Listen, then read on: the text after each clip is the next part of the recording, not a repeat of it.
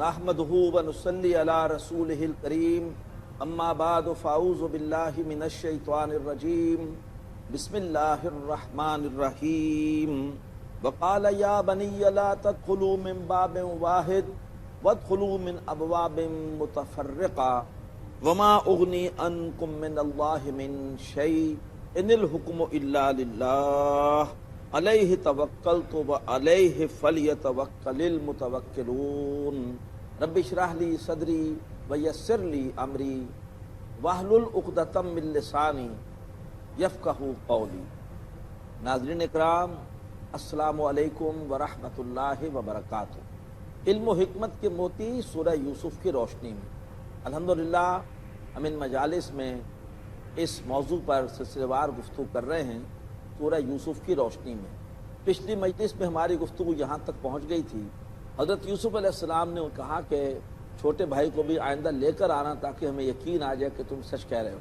भाई जब वापस गए और जाकर याकूब अलैहिस्सलाम से कहा कि हमें आइंदा गल्ला नहीं मिलेगा अगर हम अपने भाई बिन्यामीन को साथ लेकर नहीं गए, तो याकूब अलैहिस्सलाम ने कहा कि मैंने तुम पर पहले एतमाद किया था यूसुफ अलैहिस्सलाम के बारे में और तुमने मेरे एतमाद को ठेस पहुंचाई है, अब मैं दोबारा तुम पर कैसे एतमाद कर लूँ। लेकिन जब याकूब अलैहिस्सलाम के बेटों ने अपना सामान देखा और देखा कि उनकी अदा करदा कीमत वापस कर दी गई है, तो उस पर वो इंतहाई खुश भी हुए और वालिद से कहा कि हमें और क्या चाहिए, हमें राशन भी पूरा पूरा मिला है, जो हमने कीमत दी थी वो भी लौटा दी गई है, लिहाजा आप ज़रा नज़र सानी करें, हम पे एतमाद करें और हमारे साथ ज़रूर भेज दें इसको, छोटे भाई बिन्यामीन को। तो फिर इस पर उनके वालिद साहब ने कहा कि अगर तुम अल्लाह ताला को गवाह बनाते हुए मुझसे अहद करो कि तुम ज़रूर इसको वापस लेकर आओगे, इल्ला ये कि तुम सफ़र ही कोई इज्तिमाई तौर पर कोई परेशानी आ जाए वो अलग बात है, तो अगर तुम ऐसा अहद करोगे तो मैं भेज दूँगा। तो फिर उन्होंने याकूब अलैहिस्सलाम के सामने अल्लाह को गवाह बनाकर वादा किया कि हम ज़रूर बिन्यामीन को अपने साथ वापस लेकर आएंगे। अब इसके बाद वालिद मोहतरम रुख्सत करते हुए भाइयों को जब वो दोबारा जा रहे थे मिस्र ताकि गल्ला लेकर आएँ, तो एक नसीहत करते हैं। फरमाया, आयत नंबर 67 है, कहा याकूब अलैहिस्सलाम ने या बनिया कि ए मेरे बेटो ला तदखुलू मिन बाबिन वाहिद, देखना मिस्र में एक दरवाजे से मत दाखिल होना, बल्कि दाखिल होना जुदा जुदा दरवाज़ों से। ऐसा क्यों कहा? इसलिए कि जो यूसुफ अलैहिस्सलाम ने ख़ास इकराम किया था अपने भाइयों का और फिर उनकी अदा करदा कीमत भी वापस कर दी थी, तो उससे वो नज़रों में आ गए थे सब लोगों के कि ये को ख़ास लोग हैं, यूसुफ अलैहिस्सलाम इन्हें ख़ास अहमियत दे रहे हैं और फिर इनकी अदा करदा कीमत भी इनको वापस की है। इसका मतलब यह है कि इनका कोई ख़ास मकाम है यूसुफ अलैहिस्सलाम की निगाह में।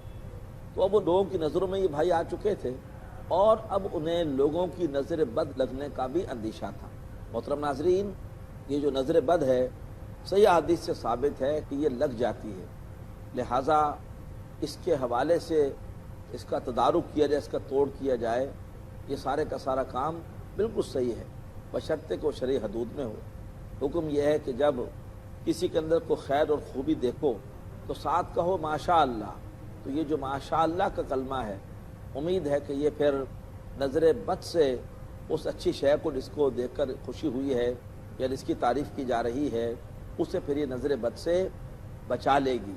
तो हज़रत याकूब अलैहिस्सलाम चाहते थे कि अपने बेटों को नज़र बद से बचाएं और इस बार उनको इन बेटों का ज़्यादा ख्याल इसलिए भी था कि बिन्यामीन भी उनके साथ थे, वो छोटा बेटा कि जिससे याकूब अलैहिस्सलाम को ख़ास मोहब्बत थी।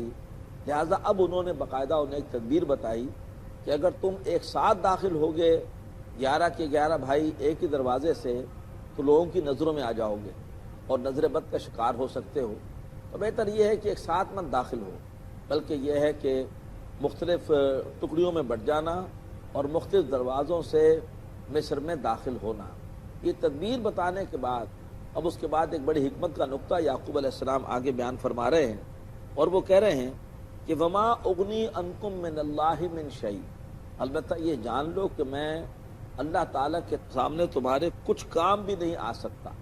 جو تدبیر ہے وہ ہے، لیکن اصل میں ہوگا وہ جو اللہ کی طے شدہ تقدیر میں ہے. ہماری تدبیریں دھری کی دھری رہ جائیں گی، ہوگا وہی جو تقدیر میں ہے. وہ جو فانی بدایونی نے ایک شعر کہا ہے کہ دیکھ فانی وہ تیری تدبیر کی میت نہ ہو، ایک جنازہ جا رہا ہے دوش پہ تقدیر کے. تو بلا شبہ ہم تدبیریں کرتے ہیں، لیکن ہوتا وہی ہے جو کہ اللہ تعالیٰ نے طے کیا ہوتا ہے. اور اللہ تعالیٰ ہمیں ایسا ایمان عطا فرمائے، اللہ تعالیٰ ہمیں اس طرح سے راضی برضائے رب کی کیفیت عطا فرمائے کہ ہم اللہ تعالیٰ کے ہر فیصلے پر راضی ہوں اور خوش ہوں کہ وہی کچھ بہتر ہے جو اللہ نے کیا ہے. ہم نے سوچا کچھ تھا، ہم نے چاہا تھا کہ یہ کام اس طرح سے ہو، تدبیر بھی کی تھی، لیکن جس طرح سے یہ کام ہوا ہے اور ہماری تدبیر ایک طرف رہ گئی، کام اس طرح سے ہو گیا ہے. یہی تقدیر میں لکھا تھا، اور جو تقدیر میں لکھا ہے وہ اللہ کی طرف سے ہے، اور اسی میں خیر ہے، اسی میں بہتری ہے. رضائے حق پہ راضی رہے، یہ حرف آرزو کیسا، خدا خالق، خدا مالک، خدا کا حکم تو کیسا. تو اللہ تعالی ہمیں تقدیر پر راضی رہنے کی توفیق عطا فرمائے. فرمایا کہ میں تمہارے کچھ کام نہیں آ سکتا. اللہ تبارک و تعالیٰ کے سامنے ان الحکم الا للہ، فیصلے کا اختیار نہیں ہے مگر صرف اور صرف اللہ کے لیے. یہ آیت کا یہ حصہ اس سے پہلے بھی آ چکا ہے سورت میں، آیت نمبر 40 میں. اہم بات ہے، اور یہ دوسری مرتبہ آ رہی ہے کہ فیصلے کا اختیار نہیں ہے مگر صرف اللہ تبارک و تعالیٰ کو. اس کائنات میں صرف اللہ تعالیٰ کے فیصلے ہی جاری و ساری ہیں. اس کائنات میں وہی ہوتا ہے کہ جو اللہ تبارک و تعالیٰ چاہتا ہے. یہ کائنات اللہ ہی کے حکم سے چل رہی ہے. ہمارا امتحان یہ ہے انسانوں کا کہ اللہ تعالیٰ ہمیں توفیق دے تو ہم بھی اس کائنات کے ساتھ ہم آہنگ ہو جائیں، اور ہم بھی اپنے اختیار میں اللہ تبارک و تعالیٰ کے فیصلوں کو جاری و ساری کریں. اللہ نے آزمائش کے لیے ہمیں تھوڑا سا اختیار دیا ہے. ہمارا امتحان یہ ہے کہ ہم اس اختیار کے حوالے سے کیا کرتے ہیں. تو اللہ تعالیٰ ہمیں پوری کائنات کے ساتھ ہم آہنگ ہونے کی توفیق عطا فرمائے. جب پوری کائنات اللہ کے حکم کی پابند ہے، تو اگر ہم نے اللہ کے حکم کی پابندی نہیں کی اور اپنی مرضی چلائی تو یہ ہے پھر 1.5 انچ کی مسجد، اور یہ اپنے آپ کو پوری کائنات سے الگ کرنا. ورنہ سورہ آل عمران میں آتا ہے کہ وَلَهُ أَسْلَمَ مَنْ فِي السَّمَاوَاتِ وَالْأَرْضِ طَوْعًا وَكَرْهًا. ہر وہ شے جو آسمانوں میں ہے، زمین میں ہے، وہ خواہی نہ خواہی اللہ تبارک و تعالیٰ ہی کا کہنا مان رہی ہے، اللہ تبارک و تعالیٰ ہی کی اطاعت کر رہی ہے. لہٰذا ہمارے لیے بھی بہتر روش یہی ہے کہ ہم بھی اسلام کی روش اختیار کر لیں، اللہ تعالیٰ کے احکامات کے سامنے سر جھکانے کی روش اختیار کر لیں. فرمایا ان الحکم الا للہ، فیصلے کا اختیار نہیں ہے مگر صرف اللہ کے لیے. اللہ ہمیں توفیق دے کہ جہاں ہمارا اختیار ہے، انفرادی اعتبار سے بھی ہم اللہ کے احکامات پر عمل کریں، اپنے ذات پر بھی، اپنے گھر پر بھی، اور اجتماعی اعتبار سے بھی ہم پورے معاشرے میں اللہ تبارک و تعالیٰ کے احکامات کو جاری و ساری کرنے کی کوشش کریں. سروری زیبا فقط اس ذات بے ہمتا کو ہے، حکمراں ہے ایک وہی، باقی بتانے آزری. محترم ناظرین، آج اس حوالے سے نو انسانی نے اللہ تعالیٰ کے خلاف بہت بڑی بغاوت کر رکھی ہے. عبادت گاہوں میں تم اللہ اکبر کہتے رہو، لیکن پارلیمنٹ میں، عدالتوں میں، اسٹاک ایکسچینج میں، عملی میدانوں میں اللہ تعالیٰ کی بڑائی کو تسلیم کرنے کو آج انسان تیار نہیں ہے. بدترین بغاوت ہے اللہ تعالیٰ کے خلاف. اللہ تعالیٰ ہمیں اس باغیانہ نظام کے خلاف جد و جہد کی توفیق عطا فرمائے. ایک وقفہ ہے، انشاءاللہ وقفے کے بعد دوبارہ حاضر ہوتے ہیں. ہمارے ساتھ رہیے گا.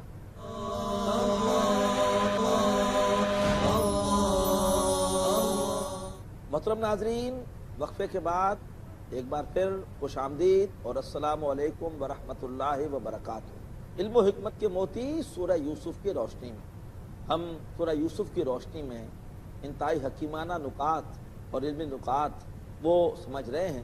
اور ہماری گفتگو یہ چل رہی تھی کہ حضرت یعقوب علیہ السلام نے جب اجازت دے دی اپنے بیٹوں کو کہ وہ چھوٹے بھائی کو لے کر ایک بار پھر مصر جائیں تاکہ وہاں سے غلہ لا سکیں، تو انہیں ایک تدبیر بتائی کہ دیکھنا ایک دروازے سے مت داخل ہونا، ورنہ تمہیں نظر بد لگ سکتی ہے. تم 11 جوان ہو، بہتر یہ ہے کہ مختلف دروازوں سے ہو کر مصر میں داخل ہونا. لیکن ساتھ ہی فرمایا کہ میں اللہ کے فیصلوں کے سامنے تمہارے کچھ بھی کام نہیں آ سکتا. میری تدبیر دھری کی دھری رہ جائے گی اور ہوگا وہی جو کہ اللہ نے تقدیر میں طے کر رکھا ہے. اور فیصلے کا اختیار کس کو ہے؟ وہ صرف اور صرف اللہ کو ہے. ان الحکم الا للہ علیہ توکلت، اور میں اللہ تبارک و تعالی ہی پر بھروسہ کرتا ہوں. وعلیہ فلیتوکل المتوکلون، اور چاہیے کہ بھروسہ کرنے والے اللہ تبارک و تعالی ہی پر بھروسہ کریں.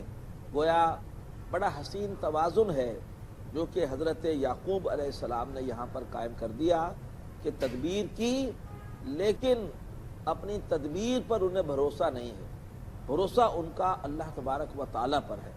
وہ کہتے ہیں کہ میں تدبیر تو کر رہا ہوں لیکن میری تدبیر سے کچھ نہیں ہوگا، ہوگا وہ جو اللہ تبارک و تعالی چاہے گا. تو لہٰذا میں اس پر بھروسہ کرتا ہوں، اور چاہیے کہ بھروسہ کرنے والے اللہ ہی پر بھروسہ کیا کریں. اللہ پر بھروسہ کریں گے تو کبھی مایوس نہیں ہوں گے، اور اگر بھروسہ کریں گے اسباب پر تو پھر انہیں لازماً مایوسی کا سامنا کرنا پڑے گا. اللہ کا در ہے کہ جہاں پر مایوسی نہیں ہے اس کے علاوہ اور کوئی در ایسا نہیں ہے کہ انسان جس پر پوری طرح سے اعتماد کر سکے. وَمَن يَتَوَکَّلْ عَلَى اللَّهِ فَهُوَ حَسْبُهُ، جو اللہ پر بھروسہ کرتا ہے تو پھر اللہ تبارک و تعالی اس کے لیے کافی ہے. اب یہ اگلا منظر شروع ہو رہا ہے، اور اب بھائی ایک بار پھر حضرت یوسف علیہ السلام کے دربار میں پہنچ رہے ہیں، ان کے سامنے حاضر ہو رہے ہیں. فرمایا وَلَمَّا دَخَلُوا مِنْ حَيْثُ أَمَرَهُمْ أَبُوهُ، اور پھر جب یوسف علیہ السلام کے بھائی یا یعقوب علیہ السلام کے بیٹے داخل ہوئے مصر میں اسی طریقے پر جس طریقے پر کہ ان کے والد نے حکم دیا تھا.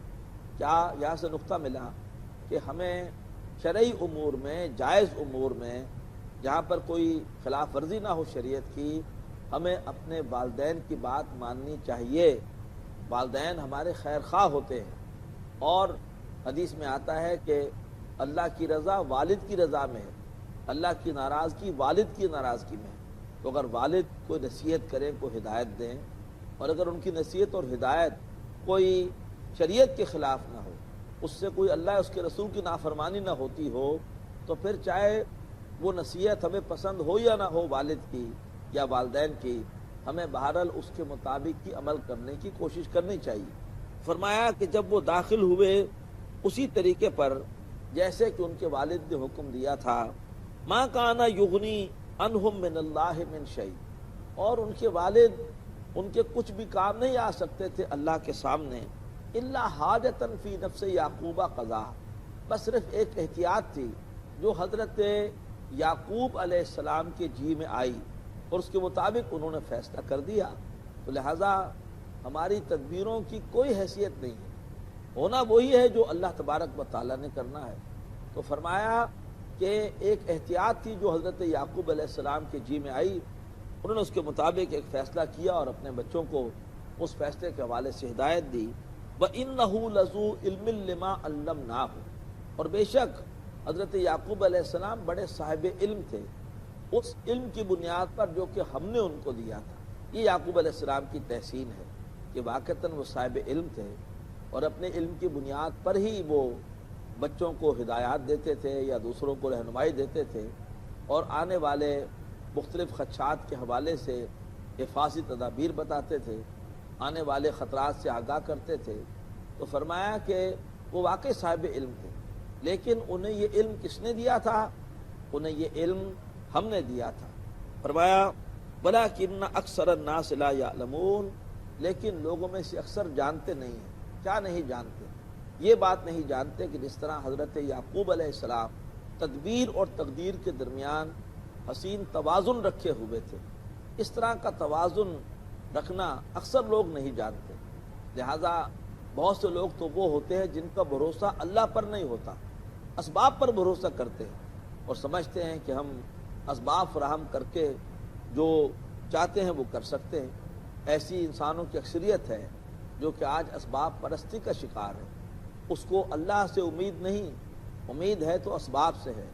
اسے اللہ کا خوف نہیں، اسے اگر کوئی خوف ہے تو وہ اسباب کا ہے۔ مثال سے یوں سمجھیے، ایک بزرگ اپنا واقعہ بتا رہے تھے کہ ہم جب بچپن میں نماز پڑھنے جاتے تھے تو راستے میں کچھ بزرگ بیٹھے ہوتے تھے چوپال پر اور آپس میں گفتگو کر رہے ہوتے تھے۔ ہمیں دیکھتے کہ ہم نماز پڑھنے جا رہے ہیں تو بہت تعریف کرتے کہ شاباش بیٹا، اچھا کام کرنے جا رہے ہو، دعا کرنا اللہ سے کہ ہم بھی نماز پڑھا کریں۔ لیکن صبح اپنے کھیت پر کام کے لیے یا اپنی دکان کھولنے کے لیے یا شہر میں اپنی نوکری کے لیے، کاروبار کے لیے وہ خود سے جاتے تھے۔ وہاں کبھی نہیں کہا کہ بیٹا دعا کرنا میں بھی دکان کھولا کروں، دعا کرنا میں بھی اپنے کاروبار کے اوپر جا کر کام کیا کروں، یا میں بھی دفتر جا کے نوکری کیا کروں۔ وہاں کبھی نہیں کہا کہ بیٹے دعا کرنا، لیکن نماز کے لیے کہتے تھے کہ بیٹا دعا کرنا کہ ہم بھی نماز پڑھا کریں۔ کیوں؟ دکان کے اوپر بھروسہ ہے، توکل ہے کہ یہاں سے مجھے روزی ملے گی، کاروبار پر توکل ہے کہ یہاں سے میرے مسئلے حل ہوں گے، کھیت کے اوپر بھروسہ ہے کہ یہاں سے رزق ملے گا۔ لیکن اللہ پر چونکہ بھروسہ نہیں ہے اس لیے مسجد نہیں جا رہے۔ جس کا اللہ پر بھروسہ ہوگا وہ صبح اٹھ کے پہلے مسجد جائے گا اور جا کے اللہ سے مانگے گا کہ جو کچھ ملنا ہے اللہ کے پاس سے ملنا ہے۔ لیکن آج ہماری اکثریت کا بھروسہ اللہ پر نہیں ہے، اسباب پر ہے۔ اور دوسری انتہا کیا ہے کہ بعض لوگ کچھ کرنے کو تیار نہیں اور وہ چاہتے ہیں کہ بس اللہ ہی پر توکل کریں اور جو کچھ کرے اللہ تبارک و تعالی ہی کرے۔ تجاہل، تساہل، تغافل کیا، ہوا کام مشکل توکل کیا، یہ توکل نہیں ہے۔ اصل توکل کیا ہے؟ اپنی سی کوشش کرو، اسباب فراہم کرو اور اس کے بعد اللہ تبارک و تعالیٰ پر بھروسہ کرو کہ میں نے اسباب فراہم کر دیے لیکن کام نہیں ہوگا جب تک کہ اللہ تبارک و تعالیٰ نہیں چاہے گا۔ ایک شخص اللہ کے رسول کے پاس آیا اور کہا کہ آج میں نے توکل کیا ہے۔ آج کیسے توکل کیا ہے؟ آج میں اپنے اونٹ کو اللہ کے بھروسے پر کھلا چھوڑایا ہوں۔ آپ نے فرمایا یہ توکل نہیں ہے، جاؤ اونٹ کو باندھو اور اس کے بعد توکل کرو۔ تو توکل یہ نہیں ہے کہ آدمی اسباب فراہم نہ کرے۔ دوا لو لیکن دوا سے شفا نہیں ملے گی، شفا اللہ کے حکم سے ملے گی۔ کھانا کھاؤ لیکن خوراک سے بھوک نہیں مٹے گی، بھوک اللہ کے حکم سے مٹے گی۔ پانی پیو لیکن پانی سے پیاس نہیں بجھے گی، پیاس اللہ تبارک و تعالیٰ کے حکم سے بجھے گی۔ یہ ہے اصل میں صحیح معنوں میں توکل۔ تو فرمایا کہ انہو لذو علم لما علمناہ، حضرت یعقوب علیہ السلام واقعتاً بڑے صاحب علم تھے، لیکن کس علم کی بنیاد پر؟ جو کہ ان کو اللہ نے دیا تھا۔ اللہ تعالی ہمیں بھی ایسا علم عطا فرمائے۔ فرمایا وَلَٰكِنَّ أَكْثَرَ النَّاسِ لَا يَعْلَمُونَ، لیکن لوگوں میں سے اکثر یہ علم نہیں رکھتے اور کسی ایک انتہا پر ہوتے ہیں، یا تو ان کا سارا بھروسہ تدبیروں پر ہوتا ہے اور یا پھر ان کا سارا بھروسہ تقدیر پر ہی ہوتا ہے اور تدبیر کرنے کے لیے تیار نہیں ہوتے۔ خبر نہیں کیا ہے نام اس کا، خدا فریبی کے خود فریبی، عمل سے فارغ ہوا مسلمہ، بنا کے تقدیر کا بہانہ۔ تقدیر میں ایسے لکھا ہے، یوں ہے، یہ بہانہ بنا کر کچھ کرنے کو تیار نہیں ہے۔ کرو جو کر سکتے ہو کرو، صرف دعاؤں پر اکتفا نہ کرو، اپنی سی محنت پوری کرو، لیکن اپنی اس محنت پر اعتماد نہ کرو بلکہ اعتماد اللہ تعالیٰ پر کرو۔ فضائے بدر پیدا کر، فرشتے تیری نصرت کو اتر سکتے ہیں گردوں سے قطار اندر قطار اب بھی۔ بدر میں اپنے 313 ساتھی لا کر پیش تو کر دو، ٹھیک ہے تعداد کم ہے، ٹھیک ہے گھوڑے صرف 2 ہیں، تلواریں صرف 8 ہیں، وہاں 700 اونٹ ہے، ادھر 70 اونٹ ہے، ٹھیک ہے اسباب کم ہیں، لیکن جو اسباب فراہم کر سکتے ہو وہ تو فراہم کرو۔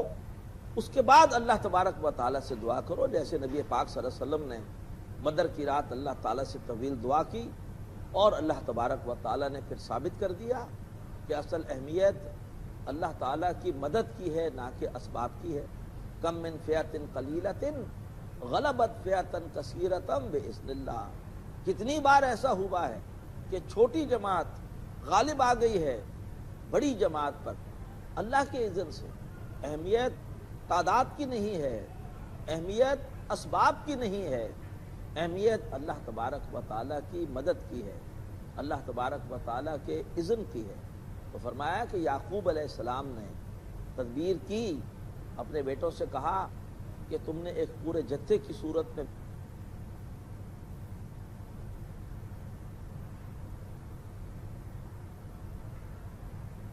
لیکن ساتھ ہی کہہ دیا کہ یہ میری تدبیر ہے، ہونا وہی ہے جو کہ ہوگا تقدیر میں، جو اللہ تبارک و تعالیٰ چاہے گا۔ لیکن فرمایا وَلَكِنَّ أَكْثَرَ النَّاسِ لَا يَعْلَمُونَ، لیکن لوگوں میں سے اکثر جانتے نہیں ہیں۔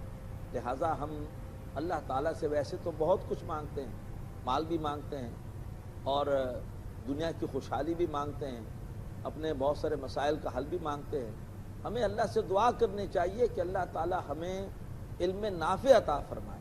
اللہم انا نسألک علما نافعا، اے اللہ میں ایسا علم دے دے کہ جو ہمارے لیے مفید ہو، وعملا صالحا متقبلا، اور ہمیں ایسے عمل کی توفیق دے کہ جو اچھا عمل ہو اور وہ تیری بارگاہ میں قبول بھی ہو جائے۔ تو یہ روحانی دولتیں ہیں، یہ روحانی نعمتیں ہیں۔ بدقسمتی سے ان کی طرف توجہ ہماری کم جاتی ہے، اور جب بھی دعا کے لیے ہاتھ اٹھتے ہیں تو ہم مادہ پرستی کا مظاہرہ کرتے ہوئے صرف اللہ تعالیٰ سے دنیا ہی مانگتے ہیں۔ ہم اللہ تبارک و تعالیٰ سے وہ چیزیں نہیں مانگتے کہ جو ہماری ہدایت کے لیے، جو ہماری آخرت کے لیے زیادہ مفید ہیں، اور بڑی سخت اس کے حوالے سے پکڑ بھی ہے۔ وَمِنَ النَّاسِ مَن يَقُولُ رَبَّنَا آتِنَا فِي الدُّنْيَا وَمَا لَهُ فِي الْآخِرَةِ مِنْ خَلَاقٍ، اللہ تبارک و تعالیٰ سے جو لوگ یہ دعا کرتے ہیں کہ رب ہمیں دنیا ہی میں عطا فرما دے، تو پھر ایسے بد نصیبوں کے لیے آخرت میں کوئی حصہ نہیں۔ اللہ تبارک و تعالیٰ سے دنیا بھی مانگیں، لیکن یہ نہ مانگے کہ اللہ یہ دے دے، یہ دے دے، یہ دے دے۔